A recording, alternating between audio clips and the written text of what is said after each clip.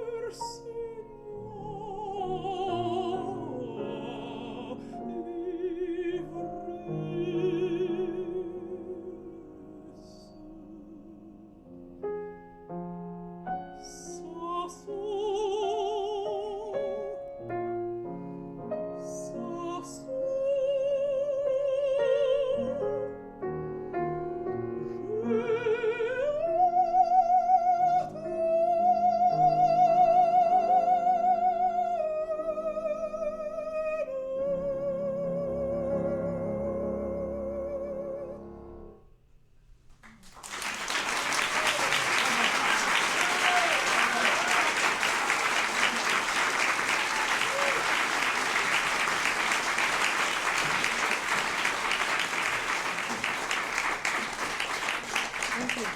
So gorgeous, so gorgeous. I saw the opera last night. Oh my, that scene so sultry and sexy. Really, you've got Samson right in the palm of your hand after that. It really does the trick, that aria. What do you love singing about it? The trick.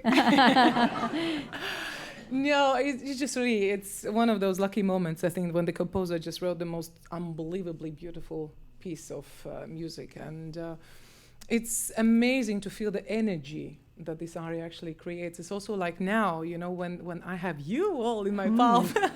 No, but it really is. I mean, the melody just floats and the orchestra helps to it, and you know, you have these inner palpitations inside, and it's just beautiful. It's just a pure, gorgeous music. Really pure seduction, really great. Dalila is the original femme fatale, isn't she? How do you make her your own? I don't know. I mean, what is femme fatale? I think everybody wants to translate it to their liking. I think that she's a very powerful woman, yes, and we know the story.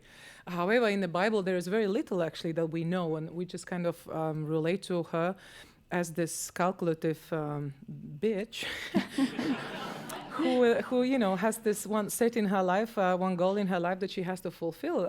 Yet there is so many things that I think are open for interpretations, and I like when I play characters on the stage, particularly these so-called cliché roles where everybody knows how it has to be, and yet nobody can describe it because everybody has a different taste for sexuality, sensuality, you know, for the vulgarism, for you know seduction. Everybody likes different things.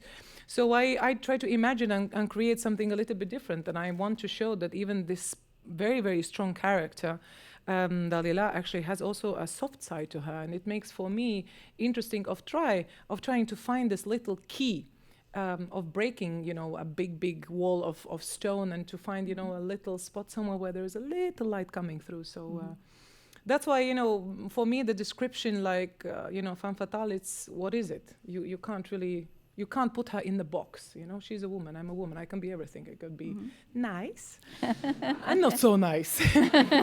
Which is great. You sang the role for the first time in Vienna this past May, this year. So how different is this Metropolitan Opera production?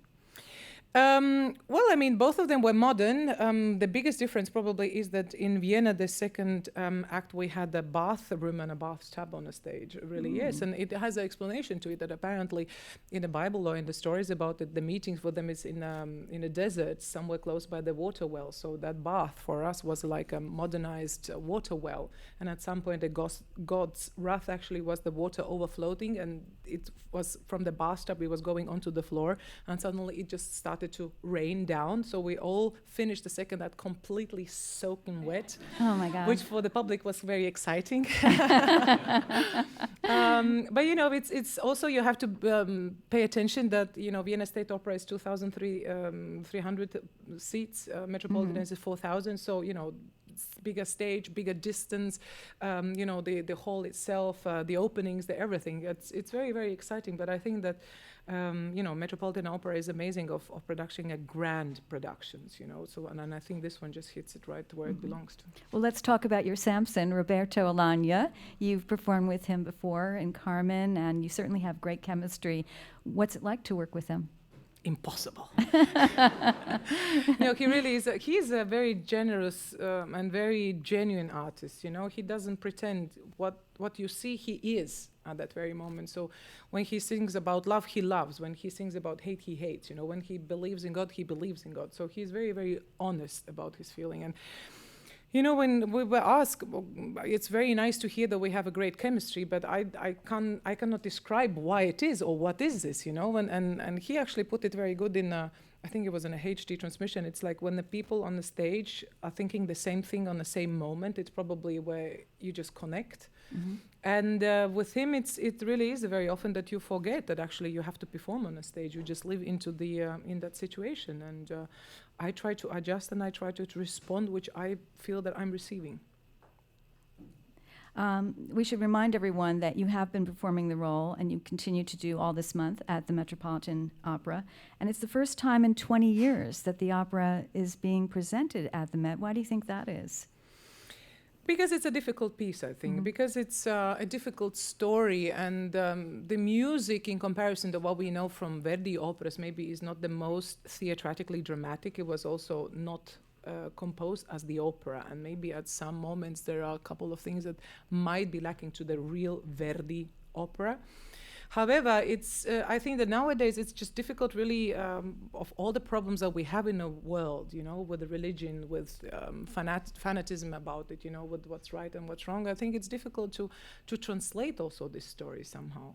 And, everything that is epic, like Bible, people have, I think they are scared of touching that big themes in the world.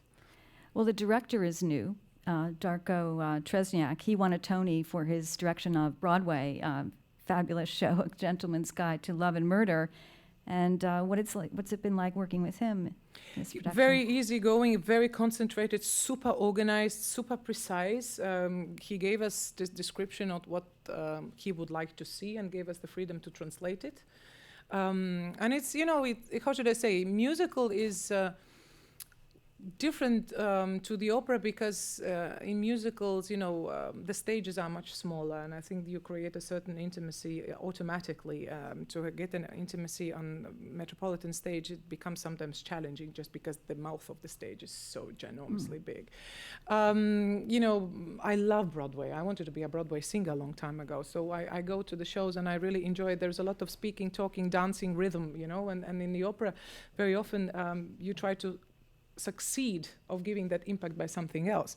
But he is very, how should I say, he is very generous of really just allowing you explore. And he is a stage director. He looks at you and says, okay, I like this, I don't like this, try that, and we keep definitely that one. So I like to work with those people because at the end, he has his idea, but I need to translate it. So it's up to me how I can translate it. And then, of course, with a critical eye, you either take it or you snap it. The performance this coming Saturday, October 20th, is a Met HD broadcast. La la la la la la la. Yes, how nerve-wracking is that? And do you just take that in stride? And do you do any special prep for that? Extra makeup? I don't know. No, I mean, we did yesterday the scratch tape, and obviously I'll be, after this I go home and I'm going to look at it, and then I'll make my notes in the score that I need to address and probably talk also to my colleagues about it. The day of it just has to start a little bit sooner. Breakfast becomes early thing and quite biggish because in the middle of the show when you are supposed to have lunch, you cannot eat it. At least I can't eat it because then I have it all, up to where it doesn't belong. But, it's difficult in a way because you are very aware of the cameras. Particularly there is this one, I don't know what they call it, the mice or whatever, which is like zipping all the time in front of you. So every time when you kind of think, okay, double chin or whatever. And sometimes when you look to the prompter and you say, oh, sugar, there is, the camera is just there. So they know that you look to the prompter for the words, So these kind of little things is annoying. But from the other side, being aware of how far these transmissions can bring your name to. And I remember the first time when I did it, I got the fan post from New Zealand, from Argentina, from Japan. It was amazing. It's absolutely incredible. Yeah, it's wonderful. Do you have any preference for characters? Is it more fun to play good or evil, or just a mix of both? What do you think? I'm happy I'm a mezzo-soprano. I could never be a soprano who permanently dies. And I think that my stature doesn't really permit me to be a very submissive, I would think, Yeah. So, no, mezzo-soprano in that respect really has an incredible wide repertoire possibilities. We do the boys and then we do the young and naive girls, and then we become more and more frustrated in life, and then you go into these femme fatales and bitches and witches, as I call them, later on. So, I think for me the most important, on a theater stage, you can play anything. In a way, it's about your fantasy and about your dedication to the piece. I enjoyed very much of playing boys, but it's because at that very moment there was a certain period of time when I think that I can understand them very well. With the time you kind of live it out and you understand that there is more interesting things in your life that you want to address when you are on the stage. Okay, so we're going to talk more about your incredible career in just a bit, but right now we want to introduce a young woman who's making her own mark on the opera stage, American soprano Sydney Mancasola, who has been called radiant and glittering by Opera News. And we're going to hear her sing George Frederick Handel's Endless Pleasure, Endless Love from Semele. Welcome, Sydney.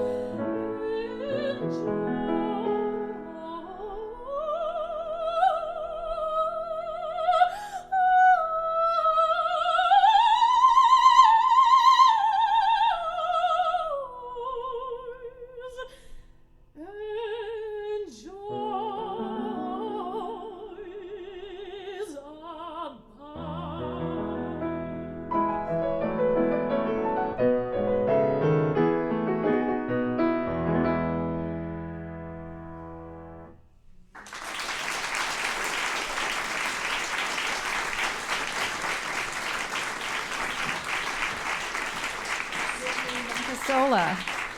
Thank you so much. That was beautiful. But you've just been kidnapped by a purple-winged eagle. Why are you so happy?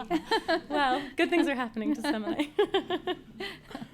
You seem to sing a lot of Baroque repertoire. Do you have an affinity for that genre? Actually, I'm doing it more and more, but I haven't done a ton of it so far. I got the chance to sing Cleopatra in Giulio Cesare a couple seasons ago, and that was my first. It was my international debut, and my debut role in Handel, and it was exhilarating and amazing, and I loved the character, and so ever since then I've always wanted to sing more and more of it. Mm-hmm. Do you think people have a certain their voices are suited for a certain type of singing? Or genre? I think with Handel it's about musicality. Mm-hmm. I think people who have a certain sense for musicality. I started as a violinist, so it just makes sense to me, and I hope it comes through in what I do. But I love how much you can do with the style make it your own. So you have your first roles coming up at the Metropolitan Opera. Tell us what you're going to be in. Yes, I'm currently in rehearsals for Carmen, which I saw Elīna do a few years ago. So it's very exciting now to be a part of the production. And I'm doing Frasquita in that. And then later in the season, I'm going to be doing Pamina in the Magic Flute. And so how are the rehearsals going for Carmen? Really well. It's mostly dance. Oh, really? Which has been super fun. It's like I thought I'd be very nervous, and then I came in and they were like, throw on your dance shoes and we're going to do some flamenco, as Elīna knows. And immediately my nerves were gone and I felt comfortable. And so it's been a nice introduction. So, Elīna, do you have any backstage tips or advice for Sydney since she's making her Met debut? She's listening carefully. Go for it. Definitely. Nothing to share? No, I mean, what can you share? Everybody has their different, how should I say, the nerve system of every singer is a very particular issue, you know. My nerves might react to my voice differently as her nerves, you know. What I can see probably has the nerves of the steel, which is very good. You know, and even if you are nervous, you don't show it to anybody for no, you know, for none of the prices. You confess that you are nervous about it. No, I think enjoy it, because that sensation of doing it for the first time is one in a lifetime. Just, you know, if you can try to register it, because it really is amazing. Just being in the building is exhilarating, actually, the first time. You get something from it, I think. And so that's been exciting. Was it what you expected when you got there and saw? No, because I always expect the absolute worst. So when I come, it's never as bad as I expect. It's much better, actually. Everyone was really nice. Good. So we're going to switch gears a little here. Sydney, you have another song for us now. What are you going to sing? I'm going to sing La Ricordanza by Bellini. Okay. Can you tell us a little bit about I'm sorry, just so we know what you're singing about. Yeah.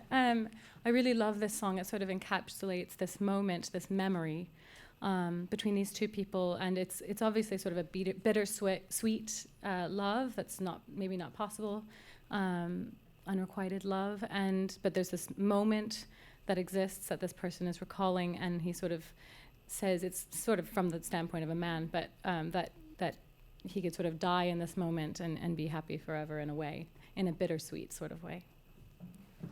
You know what? I sometimes think if we would take all the operas where somebody dies and their love is unhappy out, how many operas we would actually have? It's easier to sing when you're sad, right?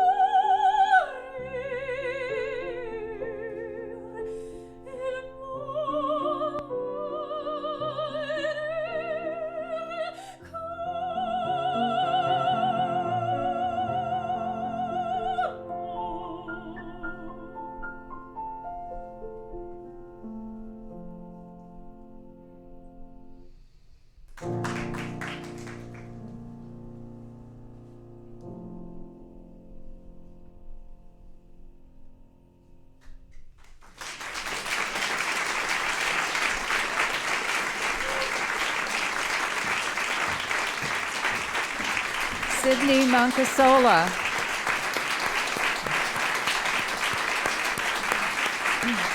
Sydney Mancasola. That was Bellini's La Ricordanza, and she's going to be back with us in just a little bit. But we're going to go back to Elīna now for more questions.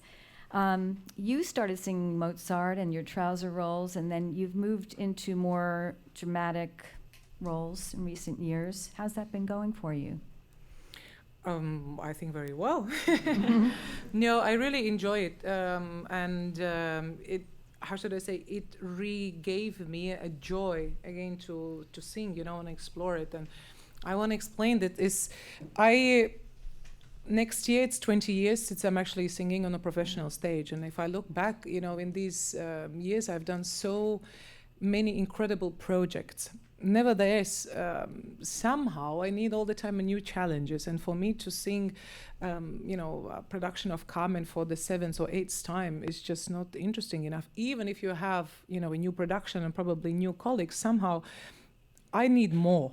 For me, I need to set my limits, and I need to push myself to certain limits, and I need also believe and trust my voice that the development that it needs is in the direction where I'm going at this very moment, which is very exciting. And if I, look and compare to some of my colleagues from the past, there are very few who actually been able to do through their careers really the full development, as they say, of the music literature, starting with Baroque and Mozart and bel canto, and then going into more dramatic stuff, and eventually finishing probably with the Wagner. That's what I have now in the future set up for me. You've taken really good care of your voice. And well, I think that we know there are careers which sparkle for a couple of years, very bright, and then they suddenly disappear, and then there are careers who last for a very, very long time. And I think it's not only what you do with your voice, it's also the strategy of what you do about the career, because I believe it's very difficult to maintain in the same repertoire an attention of audience, and attention of the critics, and attention of theaters, singing all the time the same repertoire. And I admire, the people who can go from one production on the same role into the other one, and they are happy that way, And after 5-10 years at the max, what else can you show in the same role for the 57th time? So you have some heavy hitters coming up. Can you tell us what you're going to be in? Well, it's very exciting for me. It really is. I mean, now it's the big mama repertoire, as I call it. At least for me, it's in the nearest future I have Didon from Berlioz Le Troyan in Paris. I'll be doing Santuzza in Vienna. I have a couple of Don Carlos French and Italian version coming up. I have my first Amneris set up for 2020. I have my first Kundry set up for year 21. So. It's exciting. It's exciting to look at it, and I work with my teacher. I work with my voice coaches. I take care. I rest. Where really I take a couple of weeks in a year where I forget about singing, and that's all is a. How should I say? It's a stone of mosaic, big window. Where just every time you just add one and one, and at some point when I'm 85 and don't sing anymore, I can look at that beautiful Mosaic window. mosaic window in my life. Right. You're known for doing incredible preparation for your roles. How long does it usually take you to prepare for a particular part? And Well, I mean, it depends of how long in advance the role has been offered to me, if I don't know it. But, Okay. you know, at the beginning, I usually would take at least a month from the offer if I would Okay. not know the role. I would look at it, I would sing it, I let it go, and then I would think if I want to do it. And once I know it's set up, I usually start approximately a year and a half before, where if it's possible, I take out the arias and I sing them in a concert. So when you get to that opening night, you have a bit of security cushion by singing that aria already in before for the audience, because once the adrenaline hits and responsibility, you know, the nerves go berserk, Yeah. and you just want to have that security for yourself. And then, you know, I get older. My memory is not so fast catching anymore. And approximately 2-3 months before I start rehearsals, those are the most boring one, because it literally is just about memorizing. but you get deep into the characters Yes, too, and right? you know, that's a research. I believe that the great actors, it's about small details and it's about observation. And I remember that when I was doing for the first time a boy's part, for example, in Orlovsky, we had a production in Mining a long time ago, where Orlovsky was kind of a little bit of life tired, a bit of alcoholic, a bit of, you know, kind of a half junkie thing. And I was going was living those time close by the train station. So I would go after rehearsals and sit there on the bench in the train station and observe those people who hang out in that area, you know, to see their body language. And then once I was doing the Rosenkavalier for the first time, I went to the football place to see how the young boys are kicking the ball, just to see, you know, what kind of a spirit they have. And, you know, very often it's when you are a young singer, when I have a couple of my students say, you know, your first entry very often dictates and sets already the mood of it and the you know, the small details. I love people who have little tics, you know, who have glasses. Some people correct them like that, some do like that, some do like that, and do like that. And all these small details, I think, speak for a certain status of mind. So I try to pick them up. What about languages? Do you prefer to sing in one over another, or do you find an ease in going back and forth? The French probably is the most difficult for me, because it's one of the languages that I do not speak, and somehow I have a visual and hearing memory, and that's how I learn very often, and that's how I picked up my languages, the ones that I speak. And somehow what I see in French, what I have to pronounce, or what I hear, I have a delay in my brain, so somehow I cannot translate it. But I think that my voice goes very well with French and Italian, but I also have no fear of singing in German. So I think it's all about the preparation, and it's all about you know, what you technically do for it not to harm you. And do you feel any composers are particularly suited to your voice? Today I like pizza, tomorrow I like pasta, and then I like, you know, Right. potatoes. So So- no, it's every composer has its, I believe that every composer for the singer's life has a certain etape or certain period that you can learn certain things. I believe that Mozart is not good for every voice, the same as the Puccini is not good for every voice. You have to find what is your qualities, and then you can develop them. And, you know, bel canto has been probably the best schooling for my career, not so much Mozart, but really bel canto, because now looking into the dramatic repertoire, be it very small like Santuzza, or be it Verdi classics like Eboli, for example, you really have a very good settled basis to work on it from bel canto. Can we hear you sing another song? Maybe. We're going to hear Habanera from Carmen.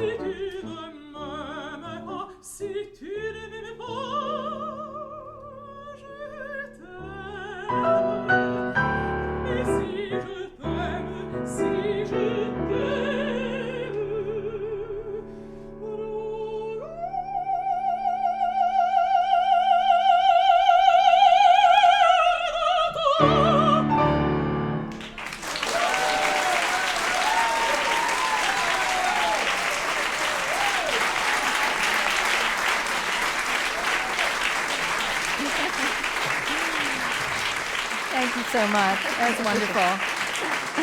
Thank you. All right, now we're going to take you back, way back to your early days. You were brought up in Latvia, and you're old enough to have some memories of when you were under Soviet control. What do you remember about those days?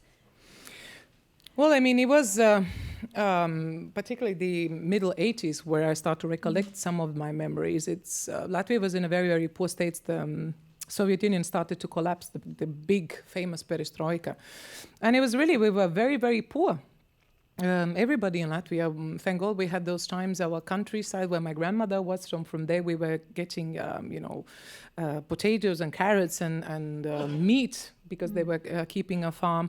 And it just, a little brisk memories of something. I remember once, something ridiculous, but we didn't have a toilet paper. So once I remember my dad came home, come, we have to go. No, they just brought the toilet paper and every family member gets those many pieces, So I was, as a child, passed from one neighbor to the other one to the third one, changing my hats just so they recognized so we could get extra. And I remember my dad at the end, he had like a big string, like a big pearl collar over him, and he was so proud when he was walking home, because we were set up for nearly half of the year.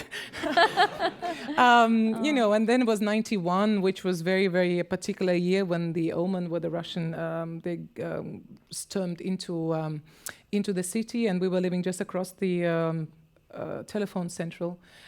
So we got it all blocked, and there were a couple of people that we lost because it was a shooting in the night, and our very, very close family friend, who was like a godparent for my brother, he got shot because he was filming it. So, it was a lot of different emotions. It was very safe those times. I mean, you would never think about walking at 4 o'clock in the morning in any possible corner of the earth because nothing would ever happen there. So, however, when Latvia became independent, obviously many things collapsed, many things started to grow up for us as a youngsters. It was amazing because suddenly you have the wide world open for you, you know, and you just kind of lost. You look like a new cattle, you know, on the opening door, and you see that all green grass outside. It's like, which direction shall I go? I think for my mom, and she was saying always, it was incredible that when I left, you would just get in a plane and go wherever you want, you know, and nobody would control and nobody would look after you. But amidst all of that, there was plenty of music. Oh, absolutely. I think that was why probably my generation also, when I look, you know, from so incredibly many artists from Latvia who actually now are in the world, you know. At those times, there was nothing else to do. So we were escaping in theater, in music, you know, in dance, somehow just not to think about that poor and sometimes really miserable everyday life. They have a big tradition of choral music, right, Latvia? Yeah, and that is from 1800, from 1700. And you sang in your father's choir. Yeah, that's right. For a while. And then when did you realize that opera was your calling? Well, I was 17, actually. It happened to me overnight. I wanted to be an actress. That was my first aim, because when I was a small girl, my mom was working in theater, which was just across the street from my school. And very often after school, I would just go straight there. And then I saw this girl who was playing in a play by Mark Twain, The Prince and the Poor Guy, something like that. I don't exactly know the translation of that. So there was this woman, this actress who came, you know, like in a jeans and pullover, and suddenly she put that incredibly beautiful white pearl-studded dress and put the crown, and I was like, I wanted that too. Yeah. And so I applied for later on I applied for the exams, and I was not accepted then. Then I thought, okay, you know, I've been singing my father's choir. I had a piano education since I was 6 years old. So I'll try in the musicals, but those times, exactly middle 90s and 90s, there were no possibilities of studying. We couldn't afford to go to London or whatever. And I tried to do many things. I tried to sell furniture, and I was applying to the culture management, you know, and somehow nothing worked out. And then in December, my mom said, well, you know, it's your last year in a school. You better start thinking what you're going to do. And I went to sleep, and next morning I woke up and I said, Mama, I'm going to be an opera singer. Really? Yeah, thank God it worked. That's amazing. It's really great. And you're also an author. You wrote an autobiography in German that translates to "The shoes are really important." Yeah. What's the significance of that title? Well, I was pregnant and I was bored. Okay. No, it was actually, I mean, with the book is how should I say? I was convinced of doing that because, you know, when you look back on your colleagues and you know, the great personalities, very often they write an author biography and describe their life in the past. Form, you know, when I was 20 I did this, and when I was 40 I did that, and we kind of thought that we could maybe write it as it actually is happening, you know, and then it's going to be interesting for me to look back at it and say how much of that what I was thinking, dreaming, hoping has come true or not, and if my certain setup of the life that I think and see and you know, keep as important has maintained through the you know, hopefully long years of a career. Mm-hmm. So will you follow up and continue? Oh yeah, I'm writing actually now okay. because because it was all the time released in Germany or in Austria, in German-speaking countries, and now we are doing it internationally actually. So from the last time when I was pregnant with my second daughter, which was 2014. So now I'm writing and trying to describe what happened since the second child was born, when my mom passed away, and now they, you know, move into the new repertoire, traveling with 2 children and blah blah blah. So it's supposed to come out, I think, in the March of coming year, and then internationally probably within a year it's going to spread out. How much do you travel with your daughters? You have two young daughters. Yeah, 7 and 5 years old. Well, they just came after opening night of Metropolitan. They stayed with me 3 weeks, and now they are back with Daddy. And what do you sing for them? Well, I barely sing because I remember once when I was in the car, Katie, the oldest one, she just said, "Mommy, stop!" stop. So when they were completely small, I was actually just humming sometimes, and sometimes they asked me, just can you just hum? So we cuddle up and I just hum a little bit, but there is not really singing. But they enjoy it. I mean, they've been veterans in that. My oldest one was 2.5 years old when she sat through the whole Rosenkavalier, and she saw the Carmen, and she saw the, many pieces, Daddy conducting, and so. And she told me the recent, actually, because she came to rehearsal, she said, Mommy, she came to the show, she said, Mommy, when everybody else came out, I did like that. And when you came out, I did like that. I said, I have my own clack. Yes, absolutely. And are you still running? I read that you were a runner at a time. Or are you still running? Or I'm running after time. No, it's, what, I believe in a physicality, and I try to be physical on a stage, and I do not want to think about my body disturbing me for what I have to do on a stage. And it's true that once we were doing the Carmen, as I can hear from my colleague, I was running every day 6 miles for 3 months, and I was in the best shape of my life. And it was amazing because I could sing and I could dance and I could, roll and I could stand up and whatever, and I was never out of breath, which is incredible. And last year for the Rosenkavalier, I was doing high intensity interval trainings, like burpees and how do you all them call? I mean, tremendous. This year I'm lazy. I'm enjoying it. Good. Enjoy it. We're going to watch a video now. This is from a production of the Paris Opera from last year, where you played the role of Princess Eboli from Verdi's Don Carlos.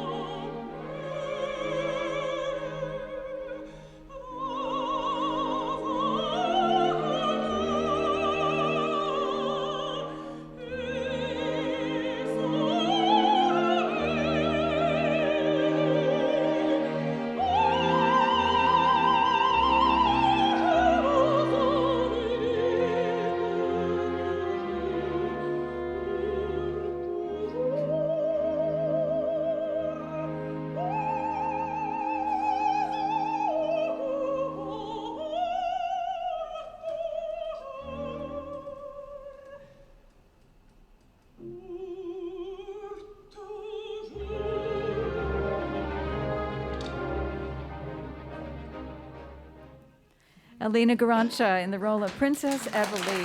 Thank you. What's your memory of that aria? It's in that part. It's amazing. I mean, Verdi is amazing. It was, how should I say, I've been carrying that repertoire, since I actually decided to be a singer. And my dream was one day to sing Amneris. And I always said, that's my goal in my career. And I'm in a way a little bit scared of that moment because I know when that production's going to be. And in a way, for me, it's like a big closure, and afterwards, probably everything's going to happen afterward. I'm just going to take as a pure bonus in my life. Yes. All right. We're going to bring back Sydney Mancasola now, and she's going to sing a couple of songs by Reynaldo Hahn. We're going to hear 2 selections, Clarice and Le Printemps. Sydney Mancasola, back with us with Brian Zeger at the piano.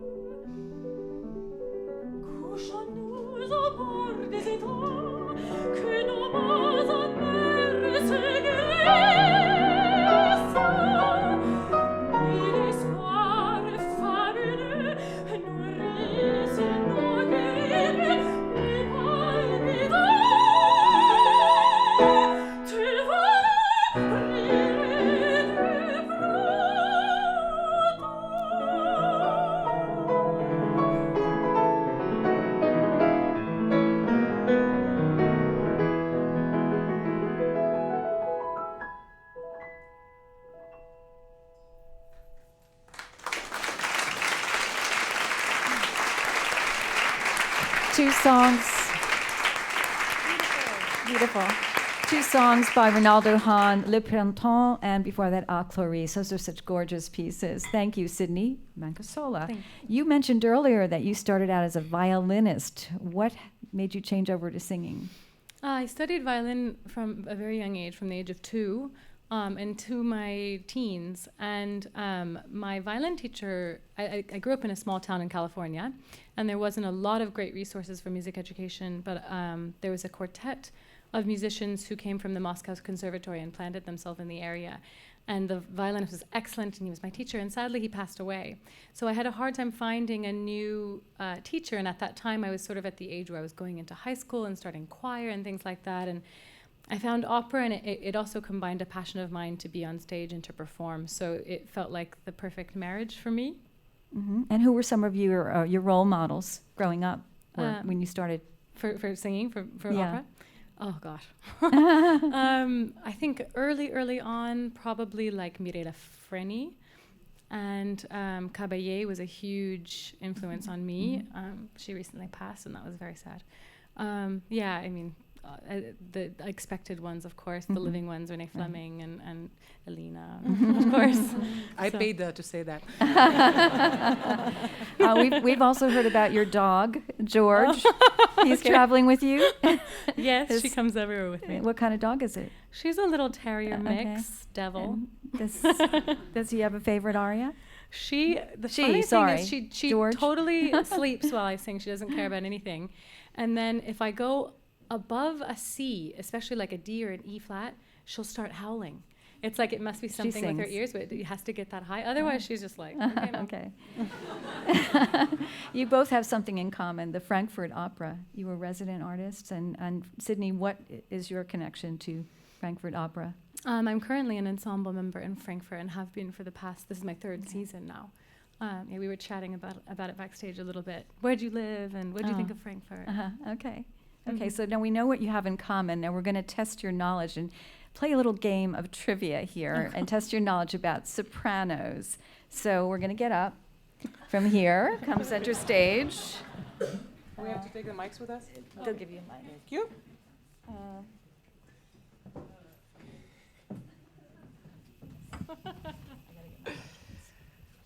right, first we got to get some volunteers from the audience. I need someone to be on Team Elīna.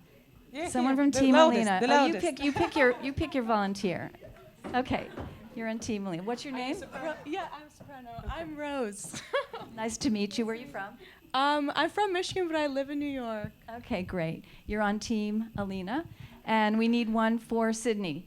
A volunteer, someone from New Jersey, maybe. This is about sopranos. Okay, this guy back here. Okay, come on up. Thank God it's soprano Joe.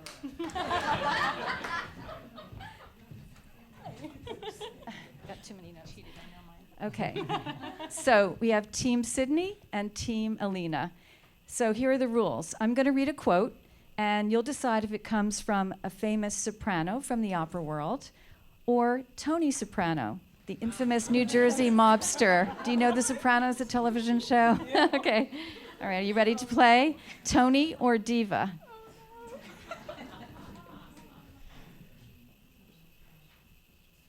Okay, this is a question for Team Elīna. When my enemies stop hissing, I shall know I'm slipping. Diva or Tony? I think that's classic, no? I think it's Tony. Okay, yeah. No, you're gonna go with the real sure. Oh, it's Maria Callas. Oh, nice. Maria Callas. Yes, Maria Callas. Okay. Oh my. Team Sydney. Next question. Problems arise in that one has to find a balance between what people need from you and what you need for yourself. Diva or is it Tony? We think Tony. We have a chance. Team Elīna. Love is so much better when you are not married. Agree. Tony. Diva or Tony? Tony. Maria Callas again. I think you should stop with her now. Team Sydney. It's too much to deal with almost, and in the end, you're completely alone with it all. Diva or Tony? Diva. Diva?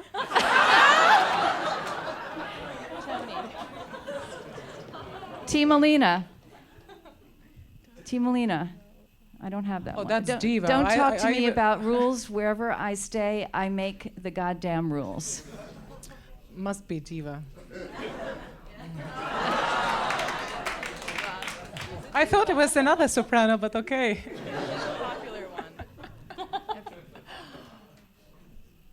Okay, Team Sydney. I find I have to be the sad clown, laughing on the outside, crying on the inside. Diva or Tony? One of these has got to be Tony. I'm going to say Tony. Yay, Tony. Okay, Oh, Team Mr. Elīna. Bean is saying that very often as well. Line from Pagliacci. I don't share blame, I don't share credit, and I don't share desserts. Diva or Tony? I think it's Tony. Marilyn Horne is the answer. Team Sydney. The things I take pleasure in, I can't do. Diva.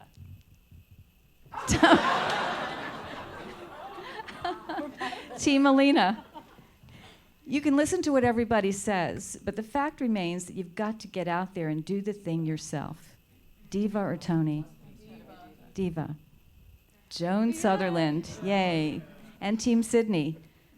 My mother was my best friend and confidant. Diva or Tony?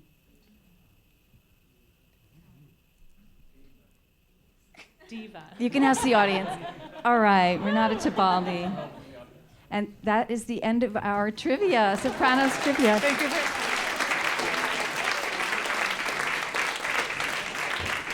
Thank you both, our volunteers. We have a little present for you. Come back. And thank you for playing, and get our handy WQXR tote bag. Sydney, you have one more song for us, so we're going to hear some more French music. Adieu, Notre Petite Table from Manon by Massenet. And Elīna and I will sit this one out.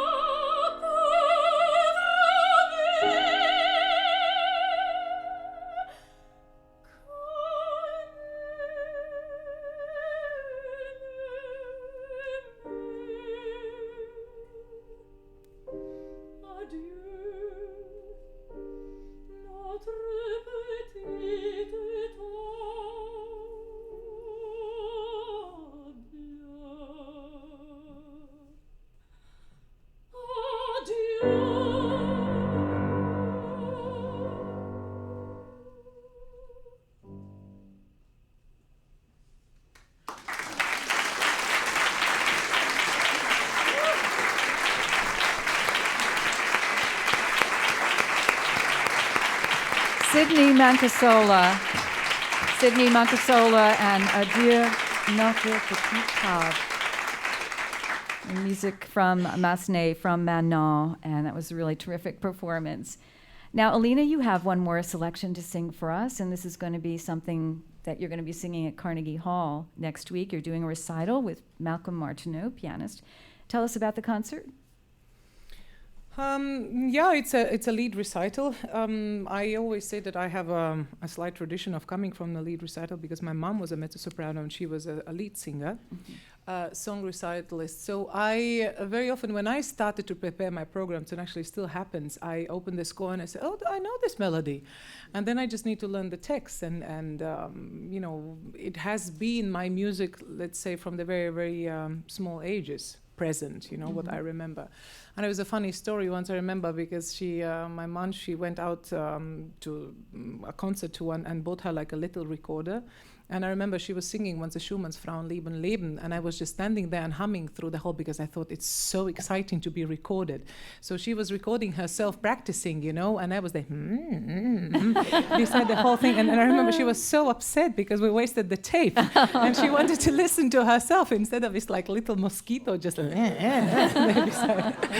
But yeah, I mean, the lead is I try to bring it a big deal into my career also because it's a different way of communication with people, and I find that whatever I develop, let's say technically and also emotionally on the opera stage, I need also to translate it into the lead and the other way around, you know. So it's kind of this exchange of power and energy into the text and into the intimate presentation, and then you get that refinement out of lead, you bring it onto the stage where it's not just, you know, about the loudness and stuff. And and one has to be realistic. Once I'm tired to blow over the orchestra, I might just enjoy my time with the piano, you know. And do you work with Malcolm on the selections? Or no, it's my selections is always comes from the tummy feeling that I have inside, and it's like a certain emotion and a certain state of my guts, you know, that needs to be somehow translated, and the same also for my recordings. I can record only that what I feel I have to record it. It's because something gathers inside me and then it has to go out. So and very often I kind of try to listen to myself and I say, okay, what do I feel? And then I start to read the songbooks and I start to read, you know, the music through, and I always read the text first. And if the text speaks to me, then I'm going to take the music. So you're going to be singing Schumann, Wagner, Ravel. Yeah, and the Fire. Yeah, beautiful program. And you'll also, is this your first recital at Carnegie? No, okay. And you'll be back in June with the Met Orchestra and Yannick Nézet-Séguin singing Mahler. That's right. So we're going to end tonight with one last song, Robert Schumann's Widmung. Can you tell us about that? I think the music speaks for it. It's it's an opening piece for me, which kind of you know, it's always hard to start a recital because your nerves go, you know, and you need to, in that first song, probably either you catch the audience or not, and either you catch your nerves or you don't catch your nerves, and I think it's just very, very great song about you know, inner feelings of being in love. And through the different stages that you go by feeling in love, you know, you want to squeeze them, you have to hug them, you want to admire them, you want to love them, you know, you have this kind of ecstatic way of looking of somebody, you know, beyond and above, you know, and say, well, it's unbelievable that you can be mine, probably. Okay, so we're going to hear you sing Widmung.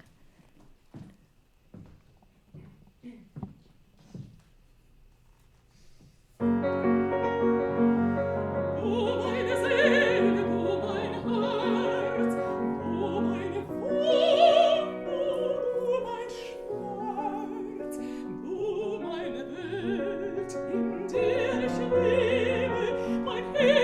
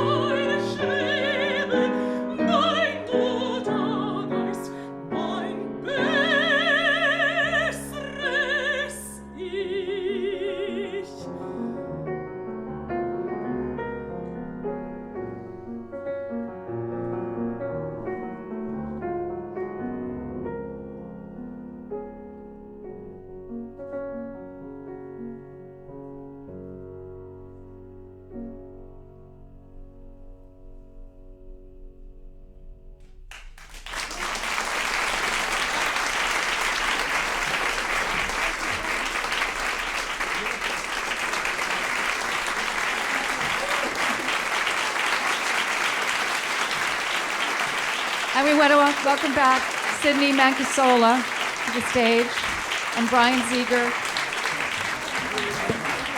Come on out.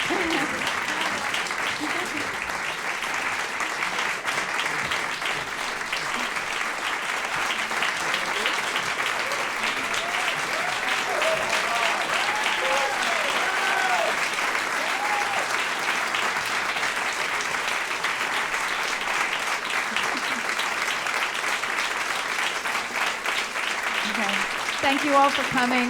Thank you all very much.